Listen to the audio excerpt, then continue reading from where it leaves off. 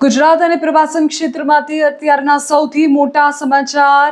બનાસકાંઠાના ડીસા ખાતે બનશે એશિયાનું પ્રથમ ડેઝર્ટ થીમ આધારિત ડ્રાઈવ થ્રુ નાઇટ સફારી અને ઝૂઓલોજિકલ પાર્ક.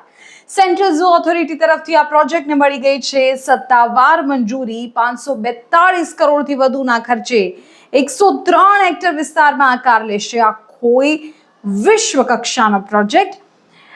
83 પ્રજાતિઓના 2700થી વધુ દેશી વિદેશી પશુ પક્ષીઓ બનશે આ પાર્કની શાન. સેન્ટ્રલ ઝૂ ઓથોરિટી એટલે કે CZA તરફથી ડીસા ખાતે બનનારા ડિઝર્ટ ઝૂઓલોજિકલ પાર્ક અને નાઇટ સફારીને લીલી ઝંડી આપી દેવાઈ છે. વન અને પર્યાવરણ મંત્રી અર્જુન મોઢવાડિયા અને રાજ્યમંત્રી પ્રવીણ માળીના જણાવ્યા અનુસાર આ પ્રોજેક્ટ અંદાજે 542.14 કરોડના ખર્ચે 103 હેક્ટર વિસ્તારમાં તૈયાર કરવામાં આવશે. આ પ્રોજેક્ટની સૌથી ખાસ વાત એ છે કે આ એશિયાનું પ્રથમ ડેઝર્ટ થીમ આધારિત ઝૂ હશે. આ સાથે જ તે વિશ્વનું ત્રીજું ડેઝર્ટ થીમ ઝૂ અને વિશ્વનું ચોથું નાઇટ સફારી ઝૂ બનવા જઈ રહ્યું છે. અહીં મુલાકાતીઓ સૂર્યાસ્ત પછી ખાસ ડિઝાઇન કરાયેલા એન્ક્લોઝરમાં નિશાચર પ્રાણીઓને નજીકથી જોઈ શકશે. આ મલ્ટીપર્પઝ પાર્કમાં એક અલગ ડે ઝૂ અને નાઇટ સફારી માટે 5 સમર્પિત એન્ક્લોઝર બનાવવામાં આવશે.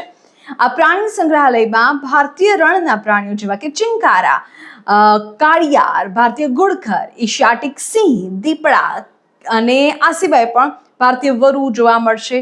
આ સિવાય આફ્રિકન રણના પણ ખાસ આકર્ષણ જોવા મળશે જેમ કે Angolan giraffe, zebra, black rhinoceros, chimpanzee, African ચિત્તો, શાહમૃગ, ઓસ્ટ્રેલિયન રણના કંગારૂ અને એમુ જેવા 2700 જેટલા પશુ પક્ષીઓ અહીં લાવવામાં આવશે.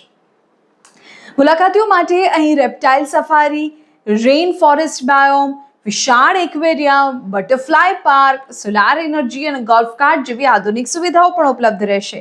નડાબેટ, અંબાજી અને વડનગર આવતા પ્રવાસીઓ માટે હવે ડીસાનું આ ઝૂ ઉત્તર ગુજરાતની ટુરિઝમ સર્કિટનું મુખ્ય કેન્દ્ર બની રહેશે. વન્યજીવ સંરક્ષણ, રેસ્ક્યુ અને પર્યાવરણીય શિક્ષણ ક્ષેત્રે આ પ્રોજેક્ટ માત્ર ગુજરાત નહીં સમગ્ર ભારત માટે એક નવો માઇલસ્ટોન સાબિત થશે.